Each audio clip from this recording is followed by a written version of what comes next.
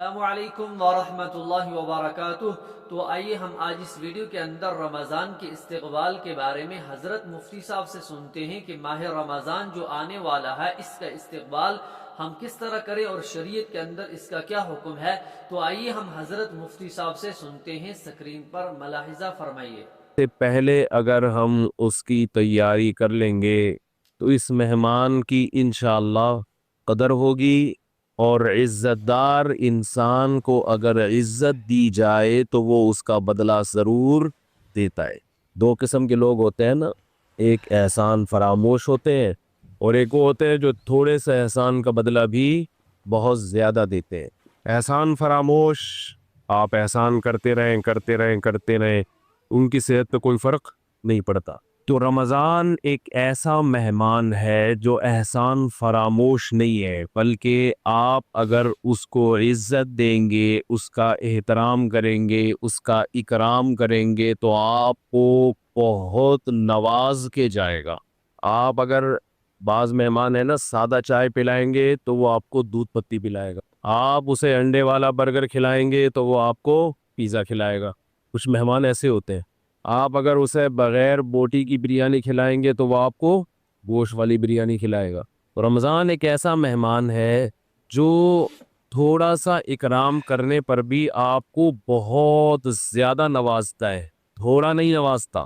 لیکن رمضان کی جو نوازشیں ہیں، رمضان کے جو تحفے ہیں، جو رمضان آپ کو گفٹ دے گا اگر آپ اس کو عزت دیں گے تو وہ اس کا گفٹ ہونا ان لوگوں کی سمجھ میں آتا ہے جن کا آخرت پر ایمان ہو۔ جو آخرت کو نہیں مانتے، دنیا کو مسافر خانہ نہیں سمجھتے، انہیں رمضان جو کچھ دے کر جاتا ہے، جو گفٹ دے کر جاتا ہے، اس گفٹ کی ان کی نظر میں قدر نہیں ہوتی۔ سمجھ میں آ رہی ہے بات؟ مثال سے سمجھاتا ہوں۔ چھوٹے بچے جب پیدا ہوتے ہیں اور فیملی پلاننگ والوں کے غم میں اضافہ ہوتا ہے تو اکثر رشتہ دار بچوں کو لفافوں میں پیسے دے رہے ہو، کچھ کھلونے دے دیتے ہیں، جھنجھنا پکڑا دیا تو بچے کو جھنجھنا اچھا لگتا ہے۔ لیکن اگر کسی رشتہ دار نے 5,000 کا نوٹ بچے کو پکڑا دیا، بچے کو وہ سمجھ میں نہیں آتا، حالانکہ وہ جھنجھنے سے زیادہ مہنگا ہے اور اس میں ہزاروں جھنجھنے آ سکتے ہیں۔ لیکن بچہ اپنی حماقت اور بے وقوفی کی بنیاد پر 1-2 روپے والی ٹافی کو تو قدر کی نظر سے دیکھتا ہے، وہ 5,000 کے نوٹوں کو قدر کی نظر سے، وہی بات جواب آنا چاہیے نا، وہ 5,000 کے نوٹوں کو قدر کی نظر سے نہیں دیکھتا، کہتے ہی تو ایسا ہی ہے، کھائے گا اس کو۔ تو اس میں اس 5,000 کے، ابھی تک تو 5,000 کا نوٹ ہے، میرا خیال ہے 50,000 کا نوٹ بھی عنقریب آنے والا ہے۔ جس حساب سے معیشت ڈاؤن ہو رہی ہے تو 50,000 کا نوٹ بھی عنقریب آ جائے گا، بلکہ تول کے نوٹ بکیں گے، 1 کلو 5,000 کے نوٹ چاہیے مجھے، اس طرح سے سیٹ اپ چلنے والا ہے۔ تو اب بچے کے دل میں جو 5,000 کے نوٹ کی قدر نہیں ہے، اس میں 5,000 کے نوٹ کا قصور ہے یا بچے کا قصور ہے؟ بچے کا قصور ہے بھائی۔ یہ 5,000 کے نوٹ میں ٹافیوں کے ڈبوں کے ڈبے آ سکتے ہیں۔ تو رمضان آپ کو کیا گفٹ دے کر جاتا ہے، اس گفٹ کی قدر ان لوگوں کی نظر میں ہے جو اس دنیا کو حقیقی زندگی نہیں سمجھتے۔ جو اس کو اصل سمجھتے ہیں ان کی نظر میں رمضان ٹینشن کے علاوہ کچھ بھی نہیں ہے، خامخواہ کی ٹینشن ہے، کیونکہ وہ کہتے ہیں رمضان مولویوں کا مہینہ ہے۔ کس کا ہے؟ مولوی، ٹھیک ہے، سیزن آتے ہیں نا، یہ مولویوں کا ہے۔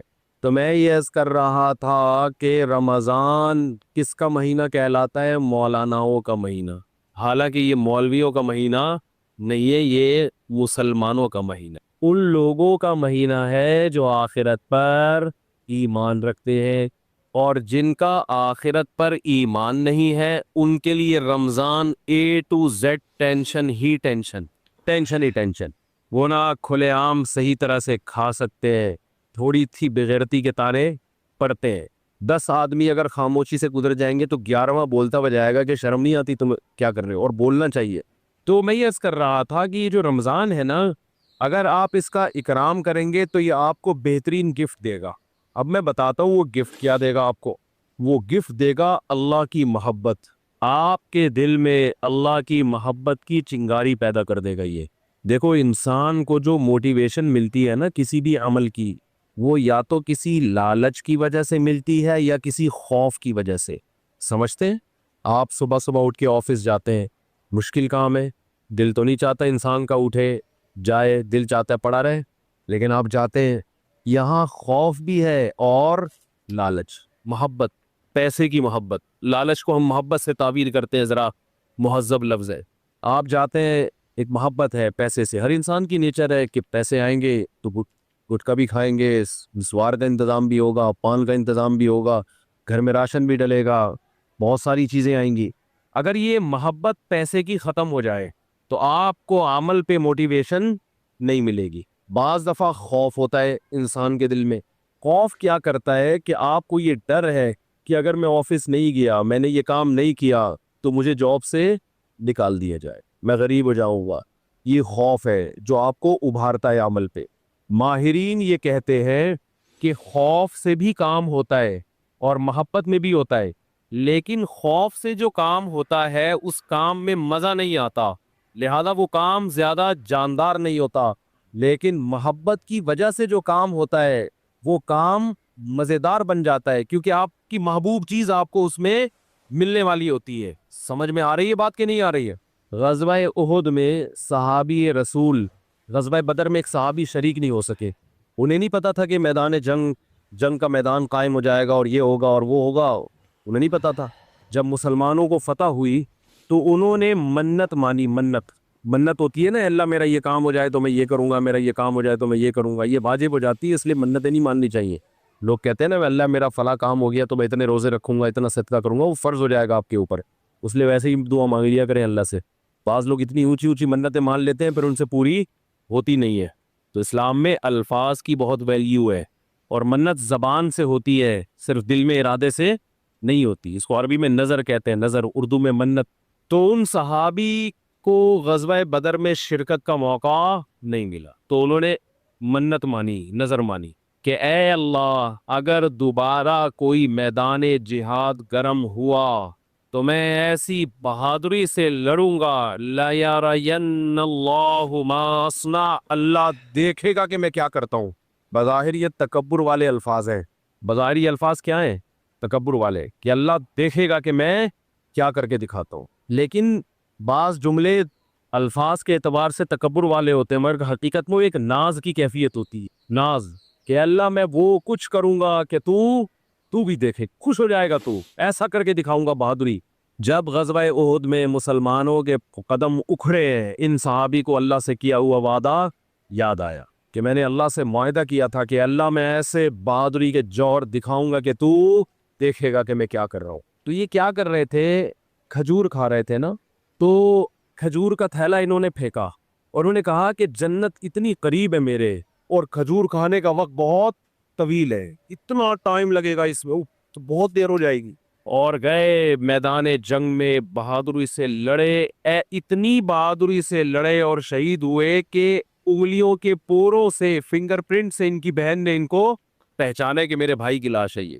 قرآن مجید کی آیتیں نازل ہوئی، من المؤمنین رجال صدقوا ما عاہدوا اللہ علیہ فمنہم من قضى نحبہ ومنہم ینتظر۔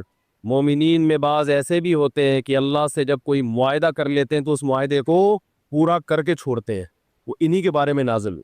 تو جب ان کو یقین تھا کہ جنت میرے سامنے ہے تو انہیں وہ کھجور تناول کرنا بھی مشکل لگا۔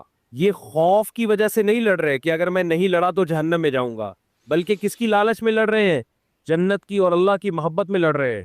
تو انسان جب خوف کی بیس پہ کام کرتا ہے اس میں جان نہیں ہوتی، اور جب کسی محبت اور لالچ میں کام ہوتا ہے تو اس کام میں اس کی کوالٹی بہت شاندار ہوتی ہے۔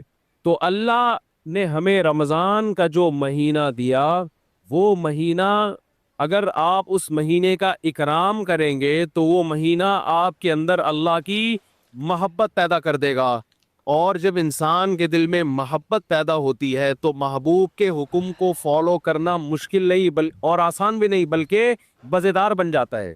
3 درجات ہوتے ہیں نا، حکم کی اتباع کرنا مشکل، اور اس سے اوپر کیا ہے؟ مشکل ختم ہو گئی، نہ مزیدار ہے نہ مشکل ہے۔ لیکن اس سے اوپر کا درجہ کیا ہے کہ حکم پر عمل کرنا کیا بن گیا؟ مزیدار بن جائے. یہ کیفیت انسان کی ہو جاتی ہے. تو اگر آپ رمضان کا حقیقی معنوں میں اکرام کریں گے تو رمضان آپ کو اللہ کی محبت کا گفٹ دے کے جائے گا. وہ کیسے؟ زبان آج بہت خشک ہو رہی ہے, پانی نہیں ہے یا موسم میں شاید خشکی ہے, کچھ ایسا سیٹ اپ جو موسم میں خشکی ہے میرا خیال. تو رمضان جو ہے آپ کو اللہ کی محبت کا, جزاک اللہ ہو, اتنا یک ٹھنڈا پانی بس کافی ہے. یہ گرم نہیں ہے, سادہ, پہلے ہی گلا ہمارا بیٹھا رہتا ہے, اوپر سے اور بٹھا دے. تو اللہ کی محبت کا گفٹ دے کے کیسے؟ انسان کی یہ نیچر ہے, یہ فطرت ہے کہ وہ جس کے لیے قربانی دیتا ہے نا, جس کے لیے, تبلیغ والے کہتے ہیں نا, جس چیز پہ جان مال اور وقت خرچ ہوتا ہے انسان کے دل میں اس کی ویلیو پیدا ہو جاتی ہے. ایک غریب آدمی جو رکشہ چلاتا ہو, سارا دن پسینہ بہاتا ہو, اس کو جو دہاڑی یا جو اجرت ملتی ہے اس اجرت کو وہ بڑی احتیاط سے خرچ کرتا ہے. اور ایک آدمی وہ ہے جس کے ابا کا انتقال ہوا اور 6 رکشے اس کو وراثت میں مل گئے. ایسا بھی ہوتا ہے نا, وہ ان رکشوں کی ایسی کی تیسی, باپ کا مال سمجھ کے لوگ کہتے ہیں نا اڑا رہا ہے, خود تو محنت کی نہیں ہے, ابا سے وراثت میں ملا ہے, اڑا دیتا ہے انسان. تو ہمیں جو ایمان کی نعمت ملی ہے یہ وراثت میں ملی ہے, اس میں ہمارا خون پسینہ, بولو نا کیا ہو گیا, نہیں بہا. ابا چونکہ مسلمان تھے, اماں مسلمان تھی, اس وجہ سے ہم بھی کیا ہو گئے, تو ایک پسینہ نہیں بہا ہمارا, خون کا ایک قطرہ نہیں بہا, تو صرف پھوکٹ میں ہمیں کیا مل گیا؟ حضرت بلال کو اسلام فری میں نہیں ملا. وہ جب مسلمان ہوئے گرم ریتوں پہ لٹایا گیا, ان کو سینے پہ بھاری بھرکم پتھر رکھے گئے. کیا اللہ نے لوگوں, کچھ لوگ کیسے خاندانی بنائے, وہ نظریات کو فالو کرتے ہیں, وہ کلچر کو فالو نہیں کرتے. حضرت بلال کو کیا مل رہا تھا اس میں؟ اچھی والی زندگی گزر رہی تھی, غلام تھے وہ تو, حبشی لوگ غلام ہی ہوا کرتے تھے عربوں کے, کھانا پینا مل رہا تھا, ایک ٹینشن.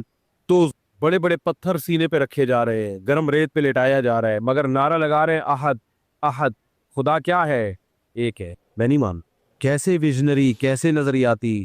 خباب ابن ارت رضی اللہ تعالیٰ عنہ رسول اللہ صلی اللہ علیہ وسلم کے پاس آئے مکہ میں, وَهُوَ مُتَوَسِّدٌ لَهُ مُتَوَسِّدٌ بِبُرْدٍ لَهُ او کما قال, کہ آپ صلی اللہ علیہ وسلم کی چادر تھی, اس سے آپ صلی اللہ علیہ وسلم کونی پہ سر رکھ کے لیٹے ہوئے تھے.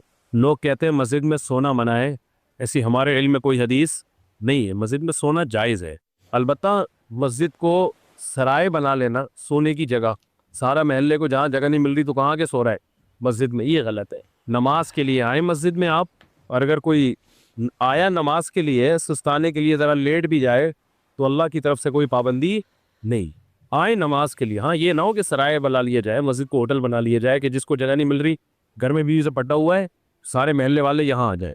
لیکن بذات خود جائز ہے مسجد میں سونا, اور اگر اکا دکا کبھی کوئی مسجد میں آ بھی جائے صرف سونے کے لیے تو بھی کوئی ناجائز نہیں ہے. ناجائز اس وقت ہوگا جب اس کو عام معمول لوگ بنا لیں. حضرت علی رضی اللہ تعالی عنہ کی کچھ ناراضی ہوئی حضرت فاطمہ سے, میاں بیوی میں ہوتی ہے, تو آپ صلی اللہ علیہ وسلم جب گھر گئے حضرت فاطمہ سے ملے, پتہ چلا بھئی کچھ ناراضی ہوئی ہے, اور حضرت علی مسجد چلے گئے. تو وہاں حضرت علی مٹی میں لیٹے ہوئے تھے, آرام کر رہے تھے. اسی پہ آپ صلی اللہ علیہ وسلم نے فرمایا یا ابا تراب, اے مٹی والے. تو اسی کے بعد حضرت علی اپنی کنیت کیا کہتے تھے؟ ابو تراب. اس سے پتہ چلتا ہے کہ اگر کوئی مسجد میں آگے لیٹ جائے تو اللہ کی طرف سے کوئی پابندی نہیں ہے. لیکن یہ ضرور ہے کہ لوگ اس کو سنو کہ سارے محلے والے لیٹے ہوئے, یہ لیٹنے کی جگہ ہی بنا لی. کبھی کبھار ہو جاتا ہے انسان سے. مسجد والے بعض دفعہ بہت سختی کرتے ہیں. اب سفر میں جب ہم چلتے ہیں, نمازیں پڑھتے ہیں, سفر کے دوران بعض دفعہ انسان 2 رکعت پڑھی ظہر کی, تھوڑا سستانے کے لیے لیٹ گیا تو وہ ڈنڈا لے کے کھڑا ہوا ہوتا ہے, لکھا یہاں سے, پھر گالیاں بھی دے رہے ہوتے ہیں. وہی واقعہ پھر یاد آتا ہے مجھے, ایک آدمی کی بھینس مسجد میں آ گئی تو مولوی صاحب پکڑ کے ڈنڈے سے مارنے لگے. تو دیہاتی جس کی بھینس تھی وہ بھاگتا ہوا آیا, کہہ رہا مولوی صاحب بے زبان جانور ہے, اس کو مار رہے ہو, کبھی مجھے دیکھا آپ نے مسجد میں؟ یہ تو بے عقل بے زبان ہے, غلطی سے مسجد میں آ گیا, اس کو کیوں مار رہے ہو؟ میں آؤں عقل مند ہوں, مجھے مارو تو سمجھ میں بھی آتا ہے, اس بھی چاہتے کو کیوں مارے, اس کا کیا قصور ہے؟ ویسا مسجدوں کا ماحول بنا لیا ہے کہ کوئی آئے نہیں مسجد میں, اتنی سختی نہ کریں. تو کہاں سے کہاں بات چلی جاتی ہے یار. تو آج ویسے بھی کھوپڑی سیٹ نہیں ہے میری, جی کھوپڑی سیٹ آرام نہ ہونے کی وجہ سے نہیں ہے, ویسے کھوپڑی سیٹ ہے الحمدللہ. تو رمضان کی بات چل رہی تھی. ہاں میں یہ عرض کر رہا تھا کہ فری میں جو انسان کو چیز ملتی, ہمیں ایمان ملا ہے فری میں. ابا مسلمان, اماں مسلمان, تو ہم بھی مسلمان, سارے اڑوس پڑوس مسلمان ہیں, قدر نہیں ہے. صحابہ کو ایمان ملا محنت کرنے کے بعد. آج بھی بہت سے غیر مسلم مسلمان ہوتے ہیں. میں حیران ہوتا ہوں, بعض ہندو بچیوں کے فون آتے ہیں, گھر کے اندر رہتے ہوئے مسلمان ہو گئی. ایک ہندو لڑکی کا 2-3 سال پرانی بات ہے, فون آیا, میرا خیال ہے 16-17 سال, یہ بچپنے ہی کی, مینٹلی تو انسان بچہ ہی ہوتا ہے اس وقت. اس نے اسلام قبول کیا, پورے رمضان کے روزے بھی گھر میں رکھے, کسی نے اس کو تبلیغ نہیں کی, نماز بھی چھپ چھپ کے گھر میں پڑھ رہی ہے, اور والدین اتنے سخت ہیں کہ اگر ان کو پتہ چل گیا تو جان سے مار دیں گے, یہ خطرہ ہے. میں نے اس سے پوچھا, 2-3 سال پرانی بات ہے, میں نے پوچھا آپ کو کس نے تبلیغ کی؟ اس نے کہا میری یہ سمجھ میں نہیں آتا کہ ہمارے والدین پتھر کی بنی ہوئی مورتیوں کو کیوں پوجتے ہیں, ان میں کیا رکھا ہوا ہے؟ صبح مٹھائی رکھ کے جائیں گے, شام کو بھی وہ مٹھائی ویسی کی ویسی. جو بھگوان مٹھائی نہ کھا سکے وہ ہماری حاجت روائی مشکل کشائی کہاں سے کرے گا؟ اتنے بڑے بڑے عقل مندوں کو یہ بات سمجھ میں نہیں آ رہی, ایک 15-16 سال کی بچی کو یہ بات سمجھ میں آ گئی, اس کی کھوپڑی میں آ گئی یہ بات. کہہ رہی پھر میں نے ویڈیوز دیکھی یوٹیوب پہ علماء کی, اور وہ پھر اللہ نے اس کو ہدایت دی, تو وہ وہیں اس نے کلمہ پڑھا, وہیں مسلمان ہوئی, کسی کو نہیں بتایا کیونکہ مار دیں گے اس کو. چھپ کے نمازیں پڑھ رہی ہے, ایسے بہت ہیں, ایک نہیں ہے. تو یہ وہ لوگ ہیں جن کی اسلام پر کچھ خرچ ہوا ہے, محنت ہوئی ہے. ہمیں اسلام ملا ہے فری میں, قربانی نہیں ہے. تو اللہ رمضان کے ذریعے, حج کے ذریعے, قربانی کے ذریعے, مختلف عبادتوں کے ذریعے ہم سے قربانی دلواتے ہیں کہ کچھ کرنا پڑے گا. سورہ عنکبوت میں اللہ نے کیا فرمایا کہ تم یہ سمجھتے ہو کہ تم جنت میں داخل ہو جاؤ گے, وَهُمْ لَا يُفْتَنُونَ, تمہیں آزمایا نہیں جائے گا, ایسا نہیں ہو سکتا, اللہ آزمائے گا. تو آزمانے کے طریقے نماز بھی ہے, آزمانے کے طریقوں میں زکوٰۃ, صدقات و خیرات بھی ہے, آزمانوں کے طریقے میں ایک طریقہ کیا ہے؟ رمضان بھی ہے. تو یہ وہ مہینہ ہے جس کا آپ اگر اکرام کریں گے تو یہ آپ کے دل میں جانے سے پہلے پہلے اللہ کی محبت کی چنگاری بھڑکا کر چلا جائے گا. اور جب اللہ کی محبت کی چنگاری بھڑکے گی دل کے اندر تو آپ کے لیے عمل کرنا مشکل نہیں, آسان نہیں, بلکہ مزیدار ہو جائے گا. کہ محبوب کی خاطر قربانی دینے میں انسان کو مزہ آتا ہے, بشرطے کہ اس کو پتا ہو کہ میرا محبوب مجھے دیکھ رہا ہے, اس کو یہ پتا ہو. کیسی مسلمانوں کی ترتیب دائیں بائیں ہو جاتی ہے, سب پوری دنیا میں ایک ہلچل مچ جاتی ہے. تو رمضان کا اکرام کیسے کرنا ہے, اس میں 2-4 چیزیں میں آپ کو بتا کے بس بیان کو آج میں ختم کرتا ہوں. سب سے پہلا تو ہے فرض روزے. یہ تو رمضان تو رکن ہے نا, رمضان کے روزے. ابھی سے نیت کرے کہ رمضان کا ایک روزہ بھی قضا نہیں کر, کچھ بھی ہو جائے. دیکھو جو سوچ کے روزے رکھتا ہے نا, اس کے لیے روزہ رکھنا مشکل ہے. جو نہ رکھنے کا آپشن ہی ختم کر دے, اس کو پتہ بھی نہیں چلتا, پورا مہینہ گزر جاتا. بعض لوگ روزے کے بارے میں سوچتے ہیں رکھوں کہ نہیں رکھوں, ان کے لیے ایک ایک روزہ ٹینشن ہے, ایک ایک روزہ ٹینشن. اور اگر آپ نے یہ عزم کر لیا کہ بھائی میں مسلمان ہوں, نو کا آپشن میرے پاس نہیں ہے, تو پتہ ہی نہیں چلتا. ویسے ایک روزہ رکھو کتنا مشکل کام ہے بھائی. ہم لوگوں سے بتاتے ہیں پیر اور جمعرات کا روزہ سنت ہے, اچھا خاصا ٹینشن ہوتی ہے کیونکہ سنت ہے نا, فرض تو نہیں ہے, رکھے نہیں رکھے ایک ٹینشن. رکھنے کے بعد بھی بعض دفعہ بھی سوچ رہا ہوتا ہے یار نہ رکھتا تو اچھا تھا. بعض دفعہ یہ بھی وسوسے آنا شروع ہوتے ہیں شیطان کی طرف سے. لیکن جو کام کرنا ہی کرنا ہے تو اس میں انسان فارغ ہو جاتا ہے کہ بھئی یہ, اس میں ٹینشن ختم ہو جاتی ہے. تو یہ نہ سوچیں کہ میں کتنے رکھوں گا. خواتین کی جو ایام ہوتے ہیں نا مینسز کے, ان ایام کی حفاظت, ان کو شمار کرنا عورت پہ فرض ہے. یہ خوب سمجھ لیں.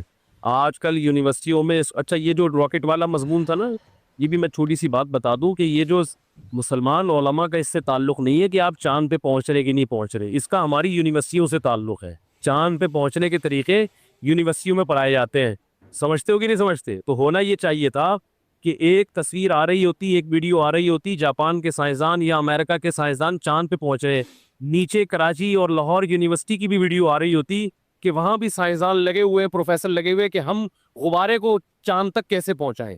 چلو پہلا غبارے کا تجربہ کر لیں, پھر راکٹ بھی بھیجیں گے. تو یہ مولویوں کو گالیاں نہ دیا کریں, یہ اپنے سائنسدانوں کو برا بلا کہا کریں, یا حکمرانوں کو کہا کریں. نہیں آ رہی میرا خیال ہے بات سمجھ میں. یہ مولاناؤں کا ہیڈک نہیں ہے کہ چاند پہ جا کے نہیں جا رہے.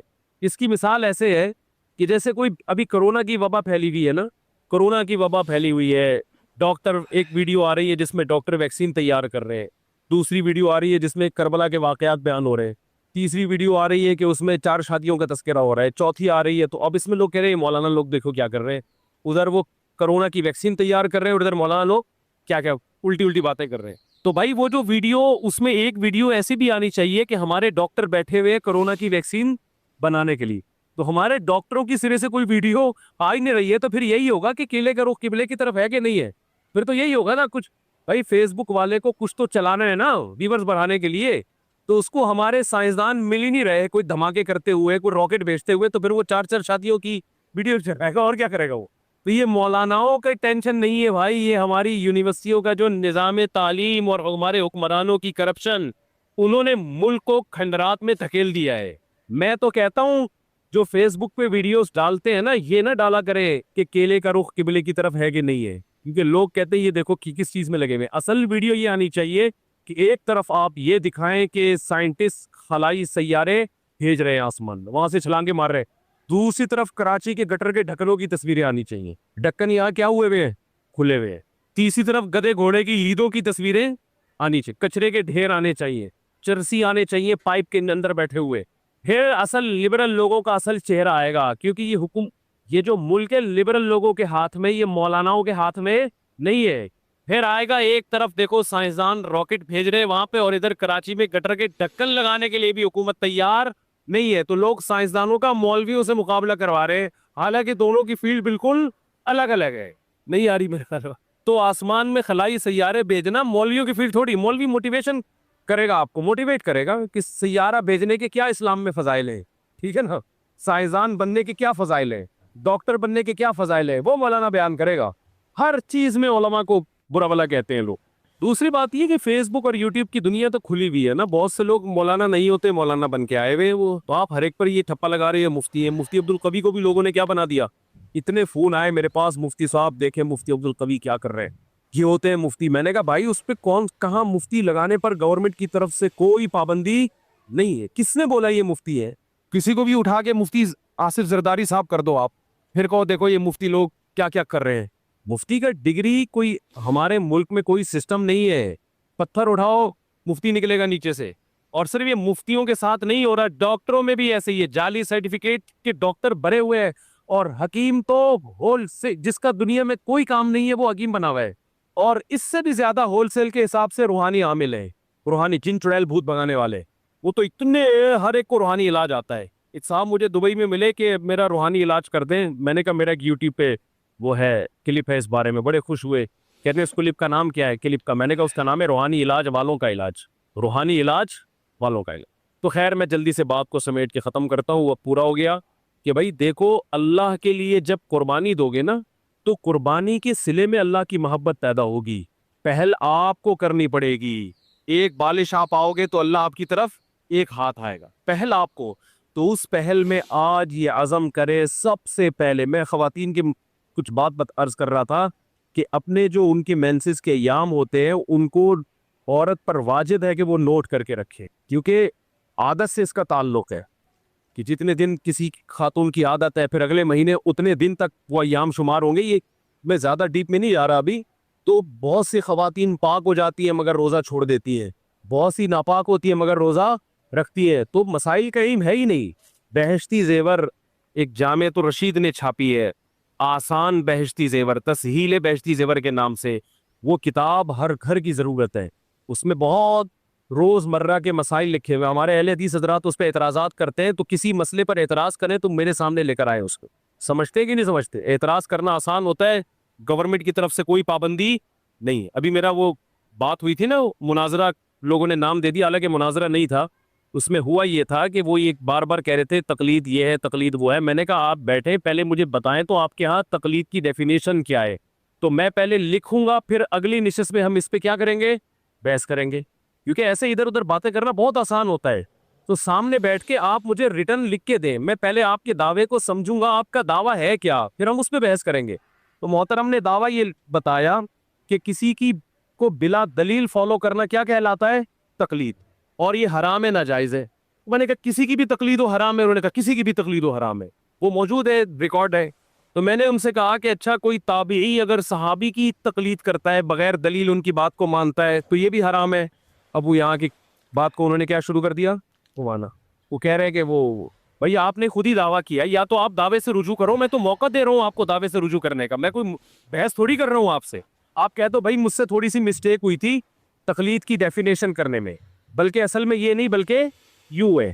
تو میں نے کہا تو حدیث کی کتابوں میں بہت سے فتوے، صحابہ کے تابعین نے آ کے مسئلہ پوچھا، انہوں نے جواب دے دیا، وہ چلے گئے، نہ انہوں نے دلیل پوچھی نہ انہوں نے دلیل بتائی. تو وہ کہہ رہے ہیں آپ حوالہ پیش کریں، تو میں نے کہا آپ انکار کریں کہ ایسا نہیں ہے تو میں حوالہ پیش کروں گا، نہ انکار کر رہے ہیں. ٹھیک ہے، میری عادت ہے گل ویلے دی تے پھل موسم دا، ٹو دا پوائنٹ بات کرنے کی عادت ہے. تو انہوں نے اس کو مناظرہ بنا دیا، بحث کی طرف لے کر چلے گئے. تم مجھے غصہ آیا پھر کہ بھئی میرے ٹائم ویسٹ کرنے کے لیے آئے ہو. میں کوئی پروفیشنل مناظر نہیں ہوں، نہ میں آپ سے مناظرے کے لیے بیٹھا، اور میرا دل صاف تھا، لہذا میں نے ان کو ریکارڈ کرنے کی بھی اجازت دی. انسان کے دل میں چور ہوتا ہے تو ریکارڈ کرنے کی اجازت نہیں دیتا، اور میں نے ان کو یہ کہا لائیو نہیں کرے، کیونکہ بعض دفعہ انسان کی زبان سے ایسی بات نکل جاتی ہے کہ وہ پبلش کرنے کی نہیں ہوتی. لیکن انہوں نے خیر اس کو لائیو بھی چلایا اور جو کچھ ہوا سب کے سامنے ہے. تو گل ویلے دی پھل موسم دا، ٹو دا پوائنٹ بات ہونی چاہیے. وہ یہ سمجھ رہے تھے شاید میں ان کو نیچا دکھانا چاہتا ہوں. نہ میں نیچا دکھانا چاہتا ہوں بھائی، میں آپ سے آپ کا دعویٰ سمجھنے کی کوشش کر رہا ہوں کہ آپ کا تقلید کے بارے میں موقف کیا ہے. کہنے تفسیر کی فلاں کتاب میں یہ لکھا، بھائی تفسیر کی کتاب میں کیا لکھا ہے یہ تو مفسر کا موقف ہے نا. میں تو اہل حدیث کا موقف پوچھنا چاہتا ہوں، آپ کا موقف کیا ہے. تو آج کا جو دور ہے نا، حق کو سمجھنے کا نہیں ہے، بس ایک دوسرے کو نیچا دکھانے کا وہ ہے. بات کیا چل رہی تھی یہ؟ ہاں میں یہی کہہ رہا تھا، یہ جو بہشتی زیور کتاب ہے نا مسائل کی، یہ گھر میں رکھیں. یہ بہت ہندوستان میں اس کتاب کو اللہ نے جتنی مقبولیت عطا فرمائی ہے، اتنی مقبولیت کسی دوسری کتاب کو نہیں ملی ہے. جہیز میں خواتین کو یہ کتاب دی جاتی تھی تو جامعۃ الرشید نے آسان کر کے چھاپی ہے. اور اگر کوئی اہل حدیث حضرات کہتے ہیں یہ غلط ہے، یہ قرآن و سنت کے خلاف ہے، تو مجھے بتائیں کون سا مسئلہ قرآن و سنت کے خلاف ہے، میں اس کا جواب دوں گا انشاءاللہ. اور پھر ان سے کہے کہ آپ ایک ایسی کتاب لے کر آئیں جو قرآن و سنت کے موافق ہو. آپ تو مسائل کی کتاب لکھیں نا، آپ کی تو کوئی ہے ہی نہیں اس طرح کی. یہ فوراً جواب میں کہتے ہیں ہماری کتابیں، یہ جو ابو داؤد اور بخاری ہماری ہے، تو آپ بخاری اور ابو داؤد گھر میں رکھیں اور روز مرہ کے مسائل آپ اس سے نکالیں، آپ کو نہیں ملیں گے. تبھی تو علماء کتابیں لکھتے ہیں کہ آسان کر کے قرآن و سنت کی روشنی میں مسائل کا علم کو ایک جگہ جمع کر دیا جائے. تو آپ لکھ لیں کوئی کتاب، آپ بخاری مسلم سے ہی لکھ لیں، نہ خود لکھ رہے ہیں نہ لکھی بھی کتاب، کیڑے نکال رہے ہیں بس. ابھی وہ مشہور فتنہ پرست نے کیا کیا ہے، وہ میرا ایک بیان میں ایک نازیبہ الفاظ آئے تھے جس سے میں نے معذرت بھی کی کہ وہ ہے نا مفسرین کے بارے میں میں نے کہا، حالانکہ وہ میرا مقصد مفسرین نہیں، ان کے حوالے ہے کہ آپ بار بار مفسرین کے جو حوالے دے رہے ہیں تو ان حوالوں کا تذکرہ نہ کریں. آپ سے جو سوال پوچھے جا رہا ہے اس کا جواب دیں. ایک مشہور زمانہ ہے، انہوں نے کیا کیا، توصیف الرحمن راشدی نے یہ کہا، فلانے نے یہ کہا، سب کے جو اس طرح کی چیزیں ہیں نا نکال کے کلپ بنا کے مارکیٹ میں چلا دیا. تو علماء کی باتوں کو میں جو اس طرح کی نیگیٹو چیزوں کو اگر آپ کتابوں سے جمع کرنا شروع کریں گے اور تقریروں سے جمع کر کے کلپ بنائیں گے تو اس سے معاشرے میں جوڑ پیدا نہیں ہوگا بلکہ توڑ پیدا ہوگا. یہ بالکل ایسے ہی ہے جیسے آپ سب کی دعوت کریں اور آپ بولے تمہارے. تو آپ نے ویڈیو کے اندر دیکھا حضرت مفتی صاحب نے بہت ہی اچھی بیان، بہت ہی اچھی باتیں کی، بہت ساری مثالیں دی، اور اس بیان کے اندر حضرت مفتی صاحب نے اور بھی اس بیان کے اندر بہت ساری باتیں کی ہیں. لیکن حضرت نے اسے ہی فرمایا کہ جیسے ہمارے یہاں مہمان آتا ہے ہم اس کا استقبال کس طرح کرتے ہیں، یا کوئی بھی چیز آتی، کوئی بھی جو بھی ہم کام کرتے ہیں، کوئی بھی ہم کسی بھی کام کو انجام دیتے ہیں، اس سے پہلے ہمارا کیا ہوتا ہے، ہم اپنا ایک مشورہ کرتے ہیں اور مشورے کے اندر یہ دیکھتے ہیں کہ اس چیز کو ہم کس طرح کریں. اسی طرح ہمیں جو رمضان آ رہا ہے اس کے اندر انہوں نے بہت سارے مسائل بھی بیان کیے ہیں، جیسے خواتین حضرات کے مطابق انہوں نے بہت سارے باتیں رکھی ہیں. اور حضرت مفتی صاحب نے جیسے فرمایا کہ رمضان آ رہا ہے، اس کے اندر یہ سوچ کر نہیں رکھنا ہے، ایک دن سوچ کر نہیں رکھنا ہے، بلکہ خوشی سے رکھنا ہے. اور رمضان کا جو اصل تعلق ہے وہ روزے سے ہے، اور دن کو انسان روزے کے اندر رہے، نفلی عبادات کرے، فرائض کو انجام دے اور خوشی کر کے دے. اور اس کے اندر اسی لیے حضرت مفتی صاحب سے ہم نے سنا، اور جیسے ہی جس مہمان کا ہم، حضرت مفتی صاحب نے جیسے فرمایا کہ جس مہمان کا ہم اکرام کرتے ہیں وہ کل جب ہم اس کے وہاں جاتے ہیں اس کا بھی اکرام کیا جاتا ہے، بلکہ اس سے بڑھ چڑھ کے کیا جاتا ہے. جیسے حضرت مفتی صاحب نے ایک چھوٹی سی مثال دی تھی کہ اگر آپ کے وہاں کوئی مہمان آیا یا کوئی دوست آیا تو آپ اگر اس کو انڈے کا کچھ بنا کے کھلاؤ گے، کل وہ آپ کو برگر کھلائے گا. تو یہ میں مصحف کی بات آپ کے سامنے رکھ رہا ہوں. تو اسی لیے ہمیں چاہیے کہ ہم جیسے ہم مہمان کا اکرام کرتے ہیں ایسے ہی ہمیں رمضان کا اکرام کرنا چاہیے. تو اس ویڈیو کو آپ شیئر کیجیے. السلام علیکم.